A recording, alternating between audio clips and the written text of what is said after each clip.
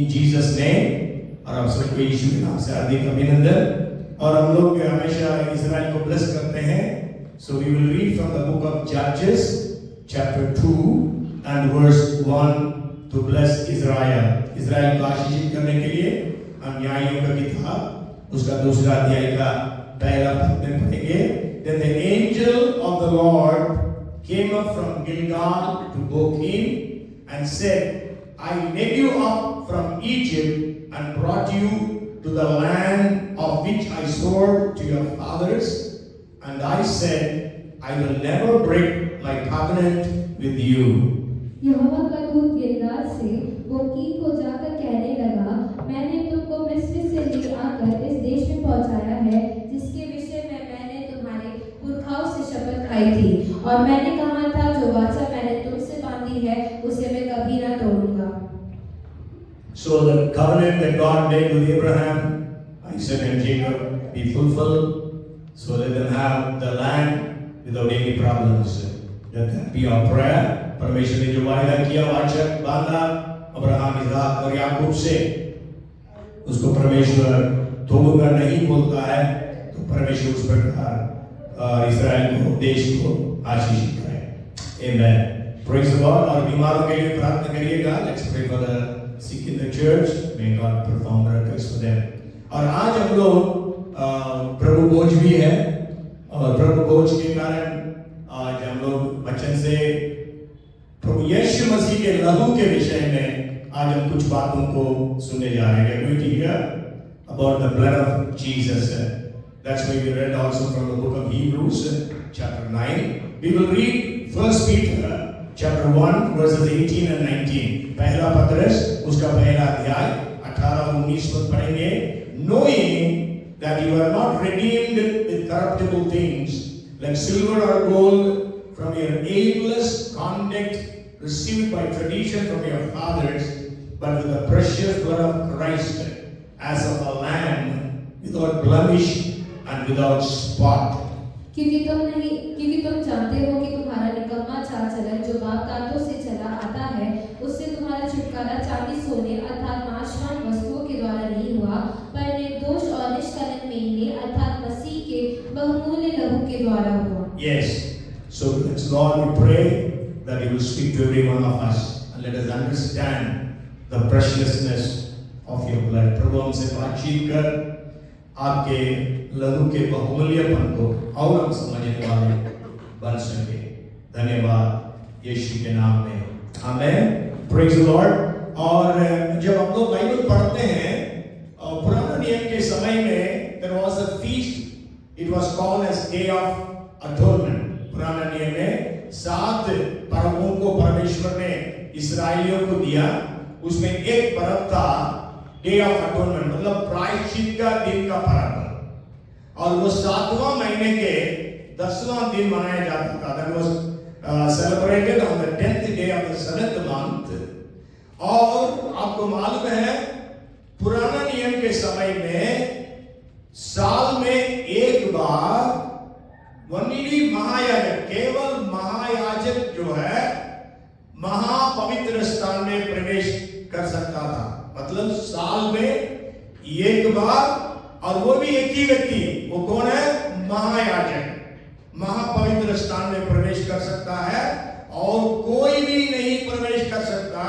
और वो जब प्रवेश करता था वो लहू को लेकर प्रवेश करता था। और वहां पर ऐसा नियम था, वो महायाजक के कमर से एक रस्सी बांधी जाती थी, और वो रस्सी का कोना जो है पवित्र स्थान के बाहर कुछ लोग पकड़, याजक लोग पकड़ कर रखते थे।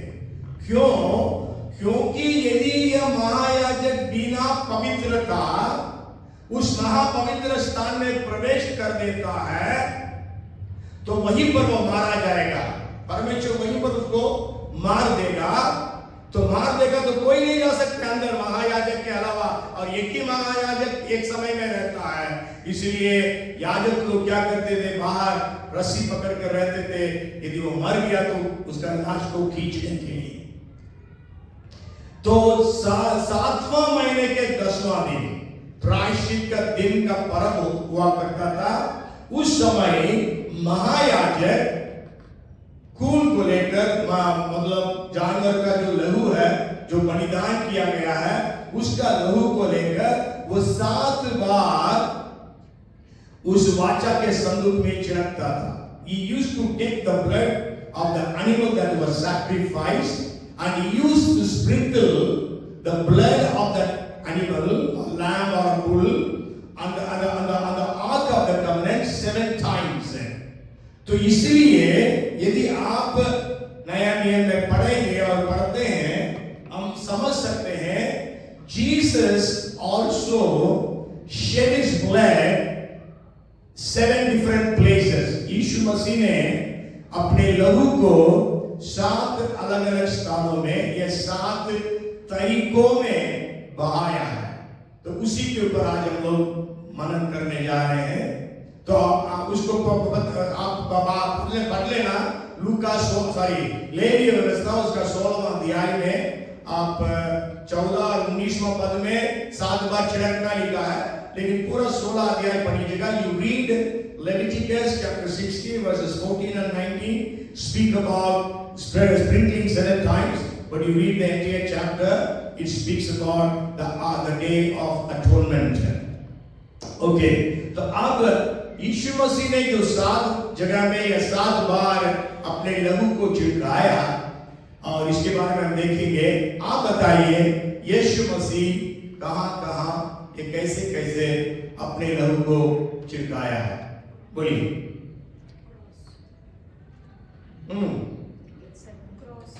गेत्सेमने में. ओके, गेत्सेमने में यीशु मसीह का जो लहू है और वो के पसीना के साथ निकला करके हम पढ़ते हैं. ओके, और यीशु मसीह ने कहां बहाया खून?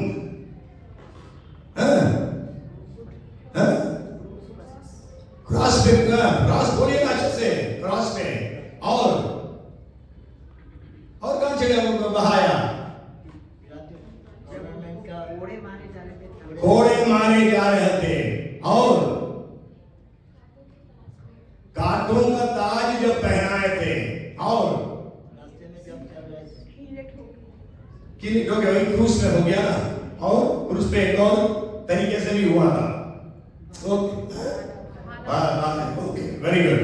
7 times तो उसमें क्या ब्लेसिंग्स है उसके बारे में आज हम देखने जा रहे हैं. यीशु मसीह ने 7 स्थानों पर जो लहू बहाया उसके कारण आज आपके लिए मेरे लिए क्या आशीष है. 7 प्रकार की आशीषें आज मैं आपके साथ शेयर करने जा रहा हूं.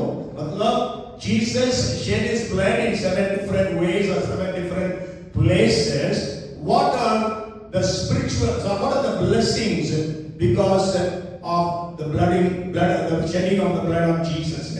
Okay, सबसे पहले हम जानते हैं यीशु मसीह ने अपने लहू को बहाया जो गेत्सेमने के बगीचे में था.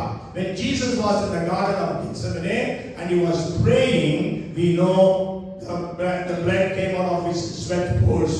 We will read that verse that is found in Luke chapter 22 verse 44. Luka 22:44. And being in anguish, he prayed more earnestly, and his sweat was like drops of blood falling to the ground. वह अत्यंत संकट में व्याकुल होकर और फिर हार्दिक वेदना से प्रार्थना करने लगा और उसका पसीना मानो लहू की बड़ी-बड़ी बूंदों के समान भूमि पर गिर रहा था. Yes, so यीशु यहाँ पर अपना लहू को बहाया. क्यों बहाया हम जानते हैं कि यीशु मसीह यहाँ पर क्या प्रार्थना किया.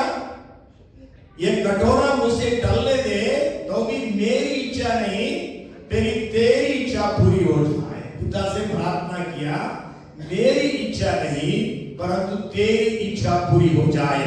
आज हम लोग जानते हैं वैज्ञानिक विज्ञान जो है इतना तरक्की कर लिया इसलिए हमको मालूम है बताया जाता है जब एक व्यक्ति की मानसिक वेदना ऊंची श्रेणी में पहुंचती है तब ब्लड वेसल्स जो है वो ब्रेक होते हैं टूटते हैं और खून जो है पसीना के साथ स्वेट पोर से निकलता है. मतलब मेंटल अगर of a particular person reaches its climax, then the blood vessels break and the blood comes out through the sweat pores as drops along with the sweat.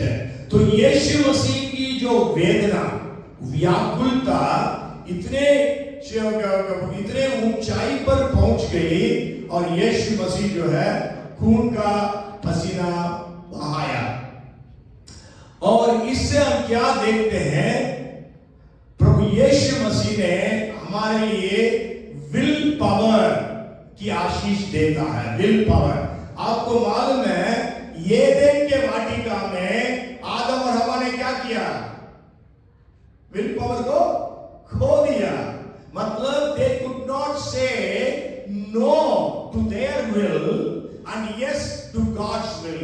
मतलब एदेन के वाटिका में आदम और हवा ने परमेश्वर की इच्छा के लिए हां और अपनी इच्छा के लिए नहीं बोल पाए, इसलिए वो लोग पाप में गिर गए, जिसके कारण यीशु मसीह को भी आना पड़ा।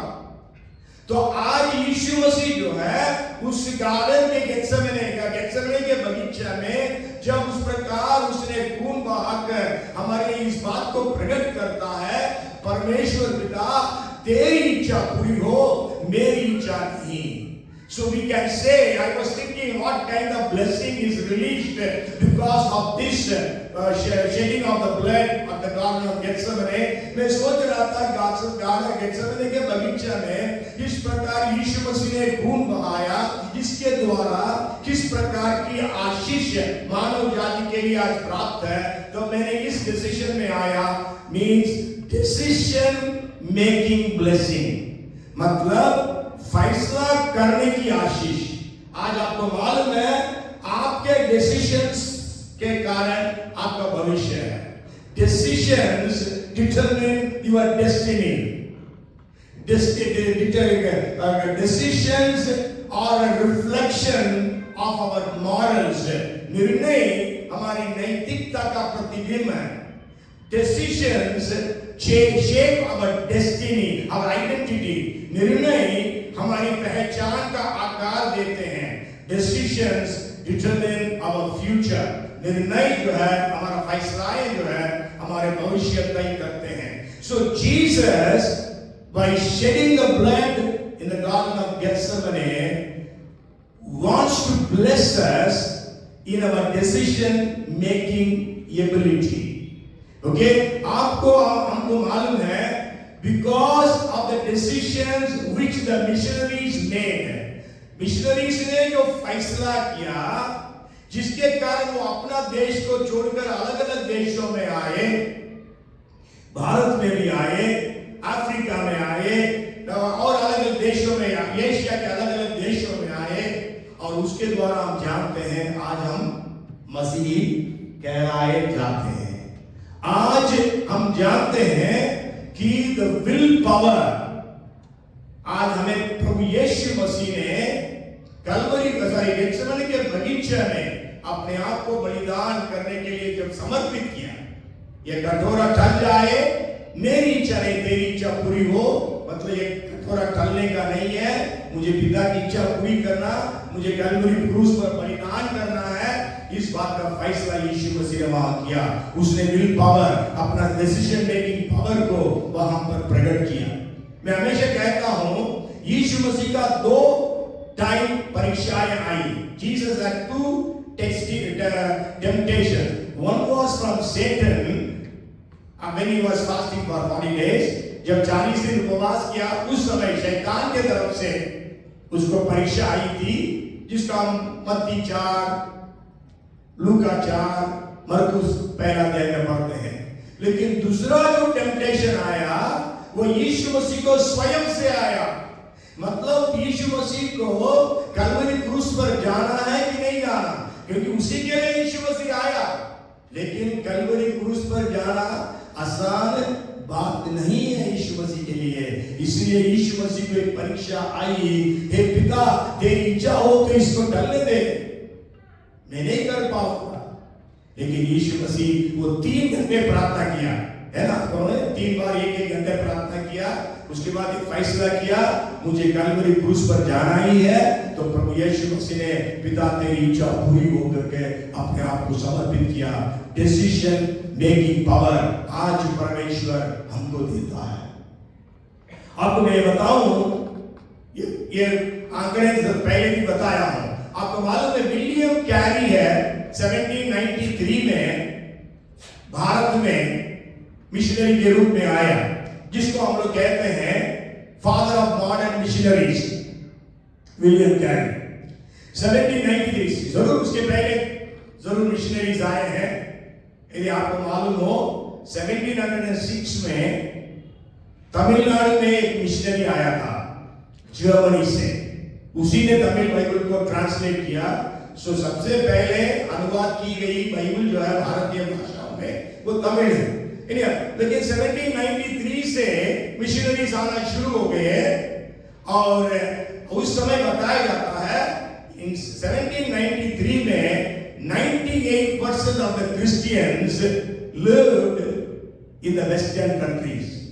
1793 में 98% क्रिश्चियन लोग जो है वो रहते थे वेस्टर्न कंट्रीज में, मतलब western European countries, United states, Canada और ऑस्ट्रेलिया, है ना, यहां पर रहा करते थे। लेकिन जब विलियम कैरी आया, डिसीजन मेकिंग पावर, उन्होंने अपने देश को छोड़कर दूसरे देशों में जाने के लिए, अपनी सारी सुविधाओं को छोड़कर दुख उठाने के लिए उन्होंने ठान लिया, डिसीजन उन्होंने फैसला लिया। तो उसके बाद की बात है। और आपको ये बताऊं, मतलब 98% क्रिश्चियन वहां थे, मतलब इसका मतलब 2% मसीह लोग कहां थे? पूरा एशिया में, पूरे अफ्रीका में, पूरे दक्षिण अमेरिका में केवल 2% क्रिश्चियंस थे। लेकिन लोग आने के पश्चात 1907 में 10% क्रिश्चियंस जो है एशिया, अफ्रीका और दक्षिण अमेरिका में होने लगे। 90% जो है वेस्टर्न कंट्रीज में रहते थे। लेकिन 2007 में 67% of the world Christians live in Asia, Africa और साउथ अमेरिका। मतलब 2007 में 67% मसीही लोग आज एशिया में, अफ्रीका में और दक्षिण अमेरिका में हैं, जबकि 37% वो लोग वेस्टर्न कंट्रीज में, क्रिश्चियन कंट्रीज में हैं। तो ये कैसे हो सका? क्योंकि मिशनरीज ने डिसीजन लिया। आज आपका डिसीजन जो है बहुत महत्वपूर्ण है, इसलिए आप जो है अपना डिसीजन मेकिंग, उस फैसला जो आप करते हैं उस बात को पूरी तरह से प्रभु के हाथों में समर्पित करें और कहें प्रभु तेरी मर्जी पूरी हो, मेरी मर्जी नहीं। क्योंकि यीशु ने कहा हे प्रभु कहते हैं वो नहीं, परंतु मेरे पिता के इच्छा के अनुसार चलते हैं, वही स्वर्गीय राज्य में प्रवेश कर सकते हैं। पढ़िए उस वचन को 32:7 का 21, मैथ्यू 7:21। जो मुझसे है प्रभु कहता है, उनमें से हर एक स्वर्ग राज्य में प्रवेश ना करेगा, परंतु वही जो मेरे स्वर्गीय पिता की इच्छा पर चलता है। Yes, not everyone who says to me, Lord, Lord, shall enter the kingdom of heaven, but he who does the will of my Father in heaven. तो इसलिए आज पिता की इच्छा को पूरी करने के लिए अपने आप को हम समर्पित करें। तो आज हम लोग सब डिक्लेयर करेंगे, मेरे पीछे पीछे आप बोलना। पहले मैं इंग्लिश में बोलता हूं, आप इंग्लिश में बोलिए, हिंदी में बोलता हूं, आप हिंदी में बोलिएगा। I declare that I receive today the power to say no to my will and yes to the will of God. In Jesus name, मैं घोषणा करता हूं कि आज मुझे यीशु के नाम पर अपनी इच्छा के लिए ना और ईश्वर की इच्छा के लिए हाँ कहने की शक्ति प्राप्त हुई है। आमीन। आइए जोरदार तालियां प्रभु के लिए बजा लें। आमीन। आप जो फैसला करेंगे परमेश्वर उसको आशीषित करेगा और परमेश्वर उसके द्वारा आपको आनंद आशीष और दे। और आपका जो डिसीजंस है उसका जो नतीजा है वो आपके मृत्यु के बाद भी दुनिया में प्रकट होने पाए। परमेश्वर ऐसा आशीष दे। आइडा स्कंदर के बारे में जानते हैं। Ida Scudder never wanted to be a missionary in India, लेकिन परमेश्वर ने काम किया। उसके कारण वो जाकर यूएस में जाकर मेडिसिन पढ़ी और वापस आकर एक छोटा सा डिस्पेंसरी खोली। आज वर्ल्ड फेमस सीएमसी वेल्लोर हो गया है। तो आज आपके द्वारा परमेश्वर बड़े काम कर सकता है। And the second place where Jesus shed his blood was, दूसरा स्थान जहां पर यीशु मसीह खून बहाया वो है जब यीशु मसीह को घोड़े से मारे। When people flogged him with the whips। और उसके बारे में हम पढ़ते हैं, पढ़िए एक वचन पढ़ेंगे मत्ती 27 का 26, Matthew 27 and verse 26। इस पर उसने बरअब्बा को उनके लिए छोड़ दिया और यीशु को कोड़े लगवा कर सौंप दिया कि क्रूस पर चढ़ाया जाए। Yes, कोड़े लगवा कर, कोड़े बस इतना ही लिखा है ना? It says when he had scourged Jesus, then he released Barabbas to them, and when he had scourged Jesus, he delivered him to be crucified। मतलब केवल इतना ही शब्द है, scourged। कोड़े ने क्या लिखा है? कोड़े लगवा, बस इतना ही कहा है। लेकिन वो कोड़े के बारे में हम लोग अभी थोड़ा बहुत सुनेंगे। उसके पहले क्या ब्लेसिंग्स है यीशु मसीह अपने खून को बहाया उस कोड़े लगवाने के स्थान पर, वो है फिजिकल ब्लेसिंग्स और हीलिंग्स है। पढ़ेंगे उस वचन को, आखिरी पद को ही पढ़ना, आखिरी भाग को। पहला पत्रस 2 का 24, First Peter 2:24, the last part, it says, by whose stripes you are healed। जिसे हम पापों के लिए मरकर धारण, मेरा आखिरी पढ़ो, उसी के मार खाने से तुम चंगे हुए। ये उसी के मार खाने से तुम चंगे हुए, मार खाने से, है ना? और हम जानते हैं मैथ्यू 8:17 आप पढ़ेंगे, Bible says that Jesus bore all our infirmities and he bore all our sicknesses। पढ़िए 8 का 17 मत्ती।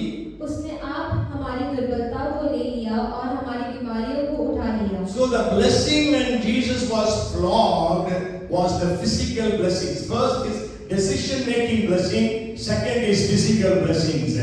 और आपको मालूम है कई बार कई प्रचारक लोग कहते हैं यीशु मसीह 39 बार घोड़े उठाए मारे, कई बार बोलते हैं, लेकिन हमेशा मैं इस बात को सुधारता हूं, यीशु मसीह को 39 बार नहीं, क्योंकि यहूदियों के लिए पुराना नियम में कहा गया था परमेश्वर से, उनका नियम के व्यवस्था के अनुसार 40 कोड़े से ज्यादा नहीं मारना, ये मर जाएगा करके परमेश्वर ने बोला। इसलिए यहूदी लोग क्या करते थे, 40 से 39 बार कोड़े मारते थे।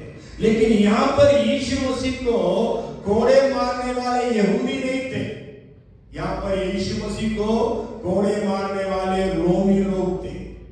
रोमी लोग कैसे मारते थे उसका इतिहास इस प्रकार बताता है। ये एक व्यक्ति जिसको कोड़े मारते, पहले उसके वस्त्र खोल देते हैं, पूरा ऊपर का वस्त्र खोल देते हैं, उसके बाद उसको उस पोस्ट में ऐसा बांध देते हैं, ऐसा बांध कर पैर हाथ को बांध देते हैं ऊपर, और 2 सेवक सैनिक लोग, 2 सोल्जर्स, एक इस तरफ एक इस तरफ, और उनके पास कोड़े हैं। उस कोड़े में 9 स्ट्रैंड्स होता था। 9 क्या बोलेंगे, स्ट्रैंड्स को क्या बोलेंगे?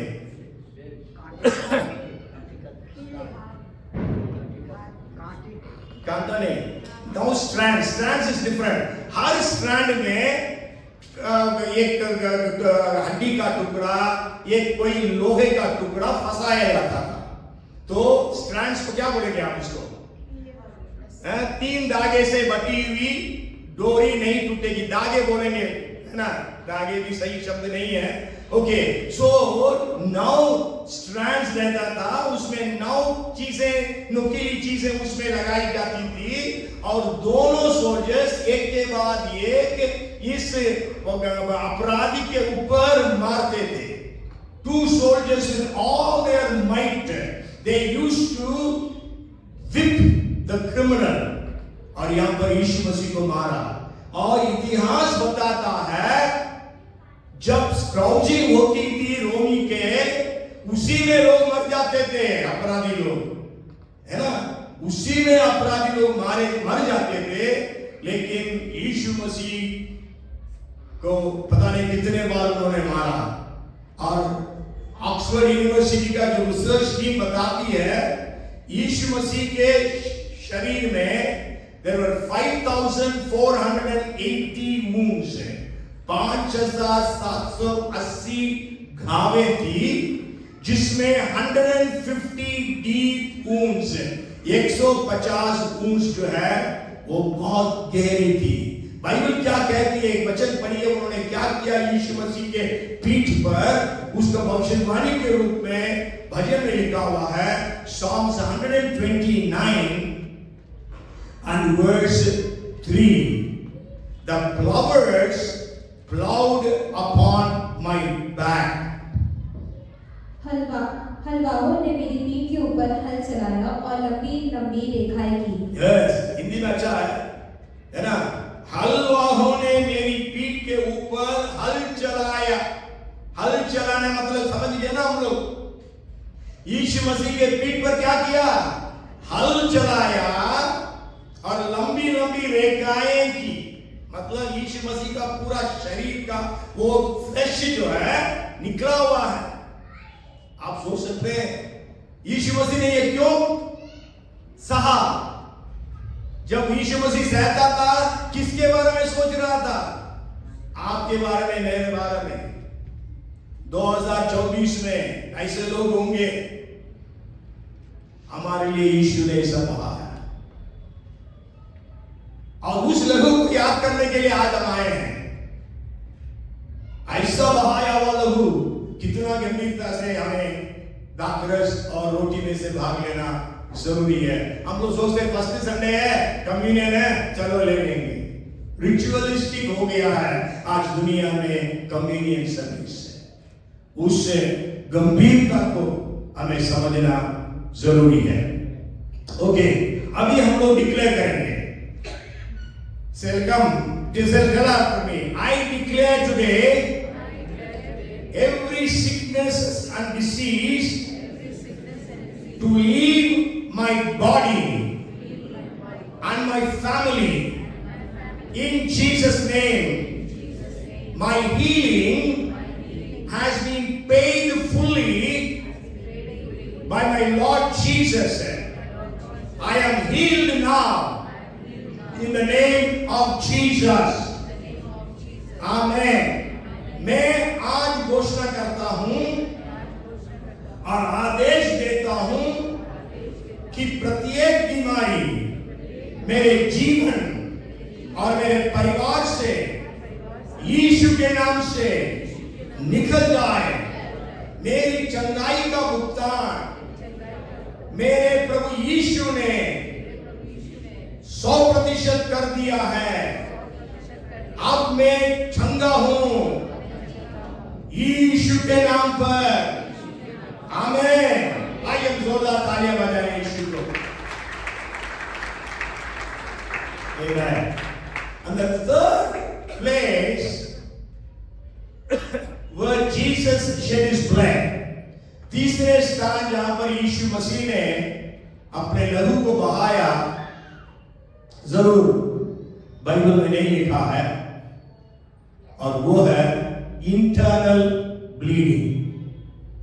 इंटरनल ब्लीडिंग मतलब इतने कोड़े से मारे, क्या हुआ होगा अंदर? Internal bleeding. और कई बार आप लोग देखे होंगे, एक्सीडेंट हो जाता है, आदमी मर जाता है, बाहर से कोई भी चोट नहीं है। कैसे मर गया? अंदरूनी चोट। सो इंटरनल ब्लीडिंग हो गया है। So Jesus shed his blood through internal bleeding. So the third place where Jesus shed blood was through internal bleeding. और उससे क्या होता है? What blessing we receive It is spiritual blessings. आत्मिक आशीष. हम कह सकते हैं यीशु मसीह के उस इंटरनल ब्लीडिंग के कारण हमारे भीतर, हमारे अंदर पापों का जो पकड़ था, ये जकड़ था, वो टूट गया है. Means the hold of sin upon our lives has been broken by the blood that Jesus shed through his internal bleeding. हम इस प्रकार कह सकते हैं. So we call it as spiritual blessing, decision making blessing, physical blessing, and third is spiritual blessings. और यीशु ने कहा, जब पढ़िएगा मरकुस 7 का 20 से 22 पढ़िए. Mark chapter 7 verses 20 to 22. फिर उसने कहा, जो मनुष्य में से निकलता है वही मनुष्य को अशुद्ध करता है, क्योंकि भीतर से अर्थात मनुष्य के मन से बुरे बुरे विचार, व्यभिचार, चोरी, हत्या, परिस्थिगमन, लोभ, दुष्टता, छल, लुचपन, कुदृष्टि, निंदा, अभिमान और मूर्खता निकलती है. Yes, यहाँ पर लिखा, what comes out of a man that defiles a man. All these evil things come from within and defile a man. So Jesus अपना इंटरनल ब्लीडिंग के द्वारा हमारे अंदर, हमारे भीतर से निकलता हुआ सारे पापों को क्षमा करने के लिए लहू को बहाया. हमें उसके ऊपर विजय दिलाने के लिए अपने लहू को बहाया. So the third blessing is the spiritual blessing है, क्योंकि आप जानते हैं 53:5 की पढ़ने आइसाया 53:5, he was wounded for our transgressions, he was bruised for our iniquities. परंतु वह हमारे ही अपराधों के कारण घायल किया गया, वह हमारे अधर्म के कामों के कारण कुचला गया. Yes, है ना. So Jesus, out of severe beatings, he underwent, also suffered from many internal injuries. यीशु मसीह उसके पीठ, उसको कोड़े खाने के कारण उसके मतलब इंटरनल ब्लीडिंग हुआ. This was to liberate us from the power of sins and transgressions. He had internal wounds and bruises. तो अभी हम लोग डिक्लेयर करेंगे. I declare today that every grip of sin to break off from my life now, in Jesus' name, by the blood of Jesus, let there be no more sin, no more transgression, but let there be holiness in Jesus' name. मैं आज घोषणा करता हूं कि अपराध और अधर्म को अब मेरे जीवन से दूर हो जाना चाहिए. यीशु के खून से अब कोई अपराध और कोई पाप मेरे जीवन में प्रभुता नहीं कर सकता, लेकिन यीशु के नाम से मैं पवित्र हूं. आइए प्रभु के लिए जोरदार तालियां हो जाए. Amen. Praise the Lord. And the fourth thing, Jesus shed blood when they put the crown of thorns on his head. यीशु को जब कांटों का मुकुट पहनाया उसके सिर में, तब यीशु का खून बहा गया.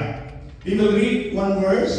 और पढ़िएगा Matthew 27 and verse 29. मत्ती 27 का 29. And placing a crown of thorns, they put it on his head and a reed in his right hand, and they bowed the knee before him and mocked him, saying, Hail, King of Jews. और कांटों का मुकुट कूद कर उसके सिर पर रखा और उसके दाहिने हाथ में सरकंडा दिया और उसके आगे घुटने टेक कर उसे ठट्ठों में उड़ाने लगे और कहा, हे यहूदियों के राजा नमस्कार. Yes. So what blessing we received by the blood that Jesus shed through the head, by the crown of thorns, mental blessings.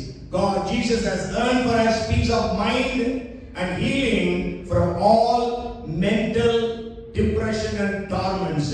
प्रभु यीशु मसीह ने उस कांटों के मुकुट के द्वारा जो खून बहाया, उसके द्वारा हमारे लिए मानसिक आशीषें प्रदान किया है। मतलब मन की शांति और सब प्रकार के मानसिक बीमारियों से, डिप्रेशन हो, टेंशन हो, जो तनाव हो, सबसे हमें छुटकारा देता है। और जब कांटों के बारे में सुनते हैं, वो कांटा ऐसा नहीं है जैसा कांटा आप गुलाब के पौधे में देखते हैं, वो तो थोड़ा सा है, वो गर्दा कैसे होता है। लेकिन these were the thorns of the date trees. Date है ना, खजूर का जो उस पेड़ में जो कांटे होते हैं, and it is said the thorns of date palms grow almost 12 inches. 12 inch लंबा होता है। तो अभी यीशु मसीह उतना लंबा तो नहीं गुजारा होगा, whatever it is. And not only that, 17 thorns in that crown. There were 17 thorns, and that could just imagine 7 to 8 inches long also. 17 कांटे 7 से 8 इंच भी लंबा हुआ होगा। तो क्या होगा? यीशु कहा कैसा होगा? तो यीशु मसीह ऐसा अपना खून को बहाया, इसलिए हम उस खून के बारे में तुम चिंता समझे। एक वचन पढ़िएगा, मेरे ख्याल से Hebrews 10 and verse 29। जब हम लोग आज प्रभु भोज में भी भाग ले रहे हैं 10:29। तो सोच लो कि वह कितने और भी भारी दंड के योग्य ठहरेगा, जिसने परमेश्वर के पुत्र को पापों से रोंदा और वाचा के लहू को, जिसके द्वारा वह पवित्र ठहराया गया था, अपवित्र जाना है और अनुग्रह की आत्मा का अपमान किया। Yes, यहाँ पर लिखा है, how much worse punishment do you suppose will he be thought worthy, who has trampled the Son of God underfoot, counted the blood of covenant by which he was sanctified a common thing। Hindi में common thing के लिए क्या लिखा है, लेकिन हिंदी में शब्द और गहरा है, लेकिन उतना गहरा शब्द नहीं है। क्या लिखा बेटा? जिसके द्वारा वह पवित्र दंड के योग्य ठहरेगा, जिसने परमेश्वर के पुत्र को पापों से रोंदा और वाचा के लहू को, जिसके द्वारा वह पवित्र ठहराया गया था, अपवित्र जाना। अपवित्र जाना लिखा है। ओके, अपवित्र जाना मतलब कॉमन थिंग है ना। Blood of Jesus as a common thing, मतलब एक छोटी सी बात समझ गए है ना। आप पवित्र ठहराना है ना। ओके, सो लेकिन मतलब पवित्र तो नहीं है वो असल में, मतलब उसको तुच्छ समझना है ना।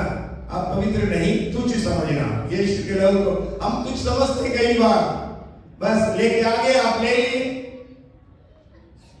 तो इसलिए हम गंभीरता से प्रभु भोज में भाग लें।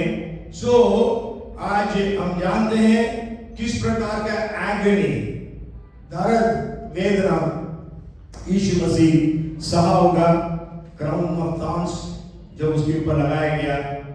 सो आज हम लोग ये बोलेंगे declaration, I declare today and I break off all operation of the mind from me right now, in Jesus' name. I command the stress and tension to leave me now, in Jesus' name. I command complete release from all witchcraft powers on my mind right now, in Jesus' name. I walk in victory and peace in Jesus' name. मैं आज घोषणा करता हूं, मैं अभी यीशु के नाम पर मन के सभी उत्पीड़न को दूर करता हूं। अब मुझे यीशु के नाम पर दबाव डालने वाली सारी ताकतें छोड़ दे।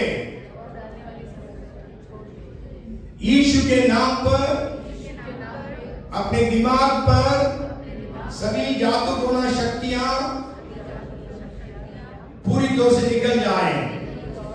मैं विजय की ओर, अपने अपने भाग्य की ओर यीशु के नाम पर चल रहा हूं। आमीन। आइए प्रभु का जोरदार तालियां बजाएं। आमीन। Praise the Lord. And the fifth place is क्रूस पे Jesus shed blood when they pierced his right hand and left hand. उसको टुगेदर हम देखेंगे, है ना, यीशु के पैर को भी एक ही साथ देखेंगे, हाथ को भी एक ही साथ देखेंगे। पढ़िएगा मैथ्यू 27 वर्स 35। तब उन्होंने उसे क्रूस पर चढ़ाया और चिट्ठियां डाल, बस इतना काफी है, क्रूस पर चढ़ाया, बस इतना ही लिखा है, क्रूसिफाइड। वहां पर जैसे कोड़े का मारा, यहां पर केवल क्रूसिफाइड, बस एक ही शब्द है, crucified. And they crucified him. Okay? So हम आते हैं कौन सी आशीष परमेश्वर यहां पर हमारे लिए रिलीज करता। पहला decision making blessing, second one is physical blessing, third one is spiritual blessings, fourth one is mental blessings, and here is the fifth one. The fifth one is, I can say, compare it to material blessings. पांचवा जो आशीष है भौतिक आशीष है, means यीशु मसीह के हाथों में कील ठोकने के कारण यीशु मसीह जो है हमारे हाथों का जो भी श्राप की बातें हैं उस सबको हटाकर हमारे हाथों के कार्यों को आशीष देता है। आशीष मतलब हाथों के कार्यों का आशीष देने का मतलब है हमें मटेरियल ब्लेसिंग से हमें पूर्ण करना, हमें भरपूर करना। मतलब Jesus shed his blood through both of his hands to show that he will bless the works of our hands. Works of our hands means we will have blessings of material, we will have material blessings. Okay? तो यहाँ पर हम जानते हैं यीशु मसीह का जो क्रूस पर लटकाते समय कैसा कील ठोके थे। आपने जरूर मैंने पहले भी बताया हूं, आज एक ब्लड डोनर ब्लड देने के लिए जाता है, उसका क्या व्यवहार है उससे, लेकिन यीशु मसीह कलवरी क्रूस पर अपने हाथों को कील ठोकने के लिए सौंपा, उसके साथ क्या व्यवहार था। आज बहुत पतली सी सुई आपके अंदर लगाते हैं, आपको लगता भी नहीं है सुई लगाया गया है, लेकिन यीशु मसीह का जो कील था, है ना, उस समय ऐसा अभी आविष्कार वगैरह नहीं था, 3/4 इंच था मोटा, 3/4 इंच है, और 8 inches long, 8 inches long, 3/4 inch चौड़ा। और यीशु, आप हमेशा तस्वीर में देखते हैं ना, यीशु मसीह को कहां पर कील ठोका गया, यहां पर लगाया, नहीं नहीं नहीं, यहां पर नहीं, यीशु मसीह का कील यहां ठोका गया है। यीशु मसीह का कील या नहीं यहां पर होता, डॉक्टर्स कहते हैं फट जाता, मतलब निकल जाता पेट के कारण। यीशु मसीह का, इसलिए आपको तस्वीरों को मत मानिए, और यीशु मसीह वैसा भी नहीं था।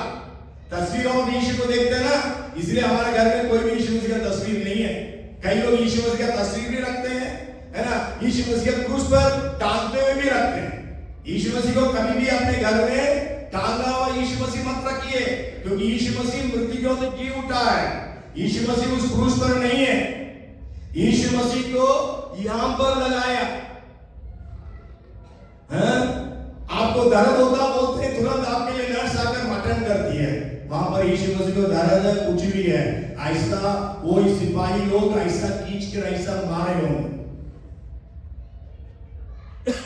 इसलिए यीशु मसीह ने क्रूस इस प्रकार, या अपना लहू इस प्रकार बहाया। The works of our hands can be blessed. हमारे हाथों के कार्य आशीषित हो। हमारे हाथों के कार्य के ऊपर हमारे पापों के कारण, हमारे पूर्वजों के पापों के कारण जो श्राप आई है, वो श्राप से हमें छुटकारा देने के लिए प्रभु यीशु मसीह ने दोनों हाथों में कील ठोके जाने के लिए अपने आप को समर्पित किया। Okay, so we will declare, I come मोरा इसलिए मैं जल्दी बोल रहा हूं। I declare today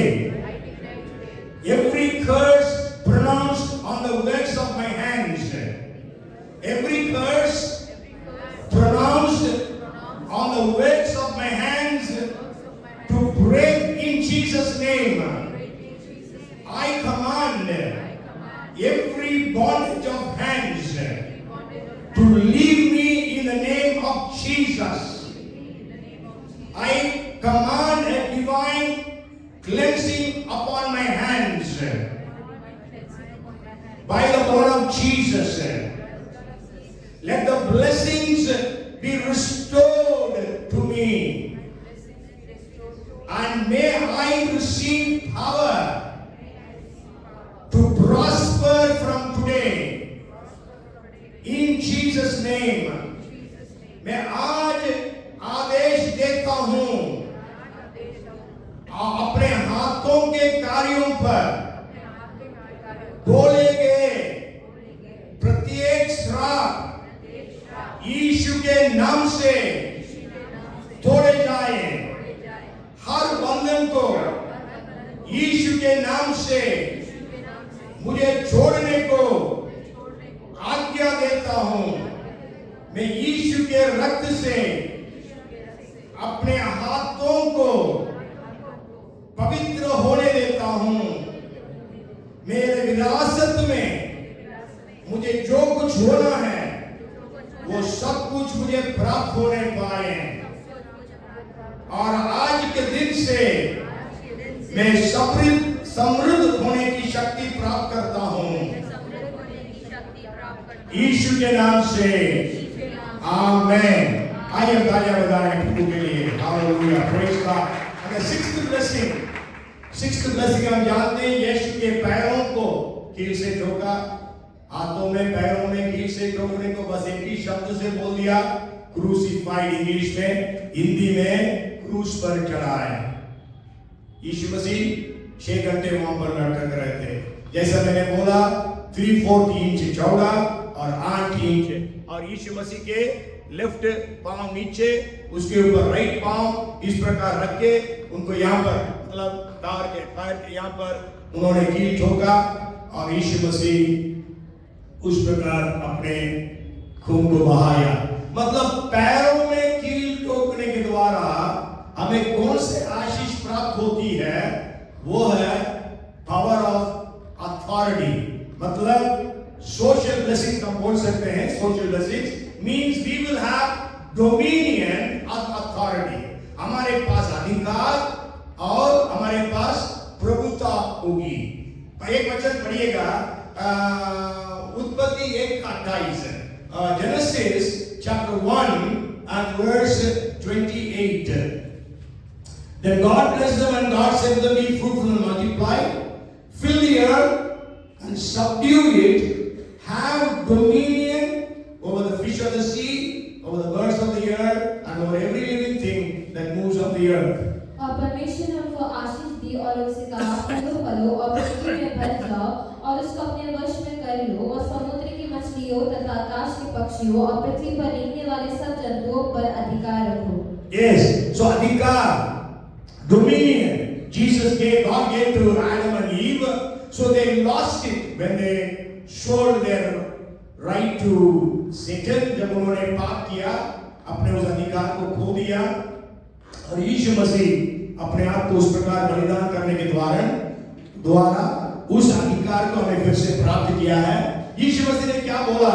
पढ़िए लूक का 10:19। Look chapter 10 verse 19 says, Jesus says, behold, I give you authority to trample serpents and scorpions and over all the powers of the enemy। पढ़िए, देखो मैंने तुम्हें सांपों और बिच्छुओं को रोंदने का और शत्रु की सारी सामर्थ पर अधिकार दिया है। ये रोन देंगे, कैसे रोन देंगे? हाथ से, पैर से, है ना? Trample under feet। Let's read another verse, Romans chapter 16 and verse 20। Romans 16 and verse 20। शांति का परमेश्वर शैतान को तुम्हारे पांवों से शीघ्र कुचलवा देगा। Yes, है ना? The God of peace will crush Satan under your feet shortly। शांति का परमेश्वर शीघ्र ही तेरे पांवों तले शैतान को कुचलेगा। तो यीशु मसीह जो है पांवों पर कील ठोके जाने के कारण आज हमारे लिए वो आशीष दिया, वो social blessings means God will make us a head and keep us above. परमेश्वर हमें सिर बनाएगा और ऊपर रखेगा। हमें अपने अपने काम करने के स्थानों पर, दफ्तरों में, ऑफिस में और जहां पर भी हम हैं, यदि बिजनेस में हैं, परमेश्वर हमें ऊपर रखेगा क्योंकि उसकी आशीष है। परमेश्वर ने प्रभुता दी आदम और हव्वा को, लेकिन उन्होंने छोड़ दिया। लेकिन यीशु मसीह ने बोला आकाश और पृथ्वी का सारा अधिकार मुझे दिया गया है।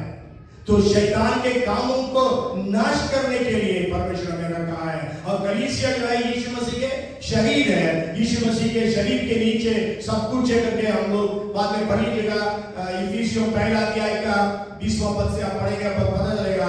तो पांव तले, तो इसका मतलब पांव कौन सा है? कलीसिया है। कलीसिया के नीचे शैतान की सारी ताकतें हैं।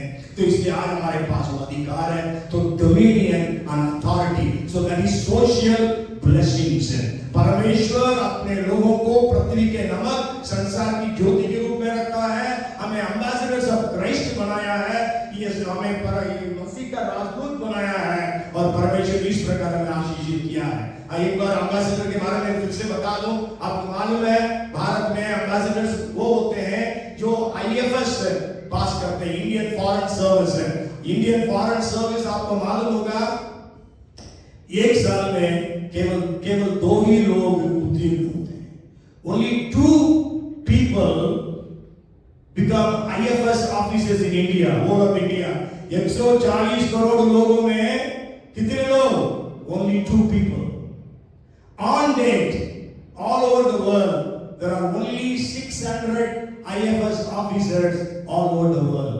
केवल 600 IFS officers है पूरी दुनिया में आज। मतलब परमेश्वर ने आपको मुझको क्या बनाया है? IFS ऑफिसर बनाया है, राजदूत बनाया है, एम्बेसडर बनाया है। So you have authority, and your authority has been given by not by any government of the world, but by God। The Almighty government has given you that authority। आपके पास जो अधिकार है वो संसार का कोई सरकार ने नहीं दिया आपको सर्वशक्तिमान परमेश्वर का सरकार ने दी है। यहाँ का सरकार टल जाएगी, हट जाएगी। बाबिलोनियन एम्पायर था, हट गया।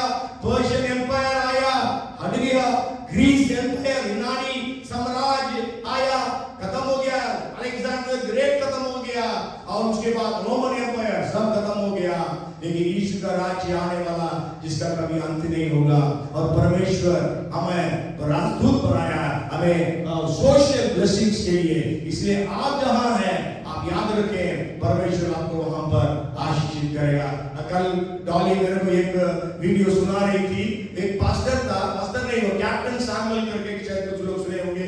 कैप्टन सैमुअल हमारे मिलिट्री के थे और उनको पवित्र आत्मा अगुवाई करता था। 1971 वॉर में उन्होंने बहुत युद्धों को जीतने में, पाकिस्तान के साथ युद्धों को जीतने में उनको परमेश्वर ने रणनीति दिया। उसके कारण उसका जो कमांडेंट, पूरे नॉर्दर्न रीजन का जो कमांडेंट उनको शाबाशी दिया है। और लोग उसके सहकर्मी बोलते थे, अरे तो हमसे जब ऑफिसर आते हैं गुस्से से बात करते हैं, तुमसे तो बहुत प्यार से बात करते हैं, क्या तुमने उनको रिश्वत दिया? बोला हमको रिश्वत नहीं, हमारे साथ पवित्र आत्मा है। हमको पवित्र आत्मा बताता है ऐसा करो वैसा करो। जब ये कुछ भी बोलता था तुरंत कमांडेंट मानते थे, वो कोई क्वेश्चन नहीं करते थे। या कैप्टन सैमुअल ने बता दिया सही। तो आज आपको परमेश्वर एम्बेसडर्स बनाया है और आपके पास वो सामाजिक अधिकार है। Okay, social blessings. And the last one, okay, so before that we need to have the declaration।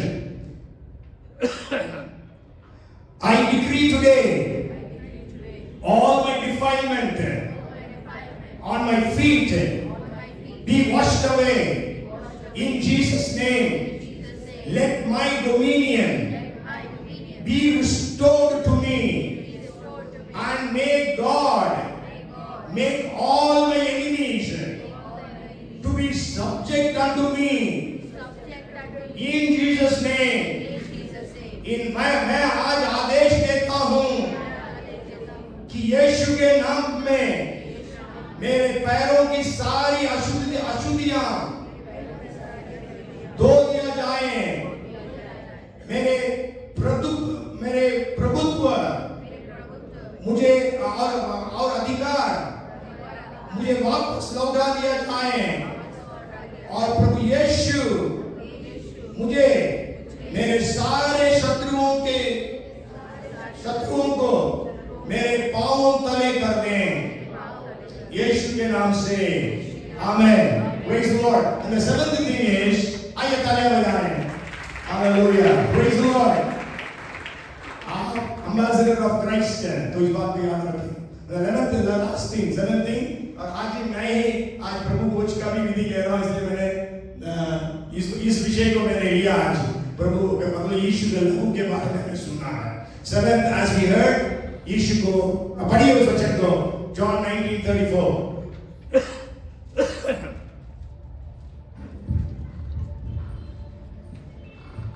परंतु सैनिकों में से एक ने बछड़े और उसका पंजा भेदा और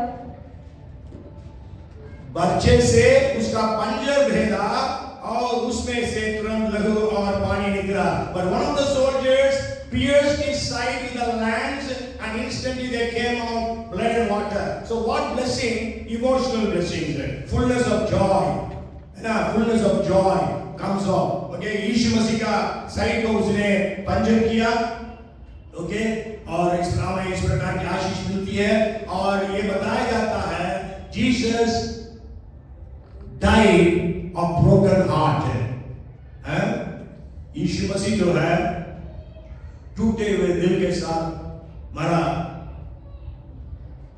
लोगों ने उसका हृदय को नहीं छेद पाया they could pierce only his side Jesus went through great heartbreak right from the moment he entered into Jerusalem यीशु मसीह जैसे ही यरूशलेम में आया तब से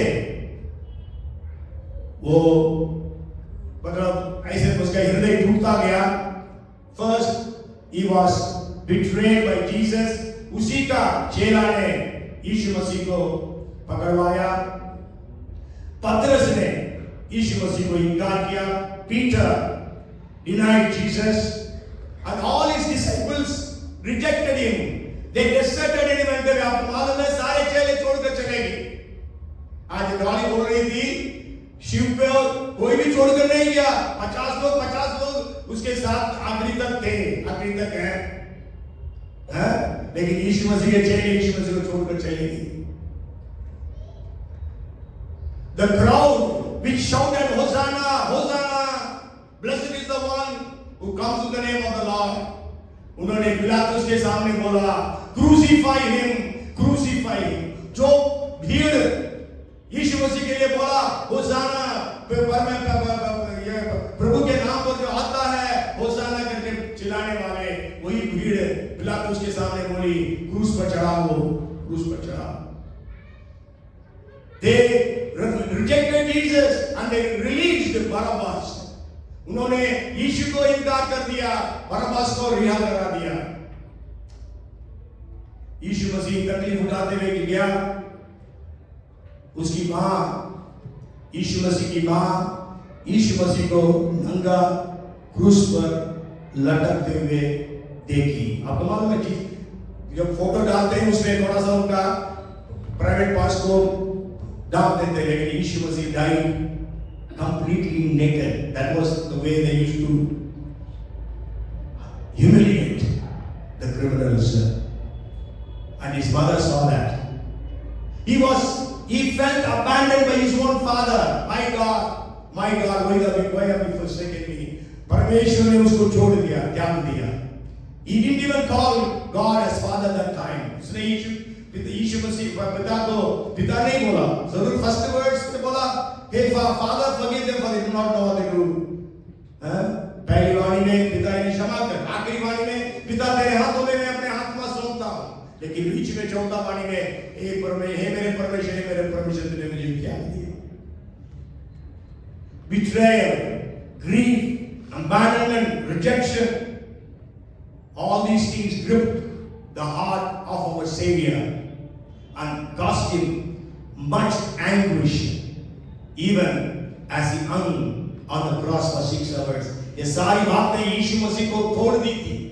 और जब क्रूस पर 6 घंटे लटक रहा था, it is not easy. It is medically proved that a high level of agony can cause water to collect around the heart. But anyhow, you know, Jesus died, broken heart. आज हमारे लिए शांति देने के लिए, इमोशनल ब्लेसिंग्स देने के लिए Jesus ने बोला, I have come to heal the broken hearted. टूटे हुए दिलों को चंगा करने के लिए भेजा गया हूं। जरूर हिंदी में वो अनुवाद नहीं हुआ है लूका 4:18 में, but then we know Jesus came for that. Okay, so come let us make the declaration. I declare today that all my broken heartedness be healed in Jesus' name. Let my sorrow be replaced with joy. May the blood of Jesus purify my heart from all brokenness I have endured. Let I be healed and be made whole in Jesus' name. Amen. मैं आज अपने टूटे हुए दिल से घोषणा करता हूँ, जब ऐसा नहीं ना, आज मैं घोषणा करता हूँ प्रभु यीशु की शक्ति के द्वारा मेरे टूटा हुआ दिल चंगाई को पाए। मेरा दुख को परमेश्वर खुशी में बदल दे, मेरे विलाप को नृत्य में बदल दे, और प्रभु यीशु का लहू मुझे शुद्ध कर दे, और मैं पूरी तौर से चंगाई को प्राप्त करूं यीशु के नाम से। आमेन। आमेन। आइए जोरदार तालियां बजाएं। So we heard about 7 blessings: decision-making blessings, physical blessings, spiritual blessings, material blessings, social blessings, emotional blessings, one blessing एक छोड़ दिया। Okay, so परमेश्वर ने हमें 7 प्रकार की आशीषें दिया है। First is we will have decision, फैसला करने का आशीष परमेश्वर देता है। दूसरा शारीरिक चंगाई देता है। तीसरा आत्मिक आशीषों को देता है। चौथा प्रभु यीशु मसीह gives us mental blessings, परमेश्वर हमें मानसिक आशीषें देता है।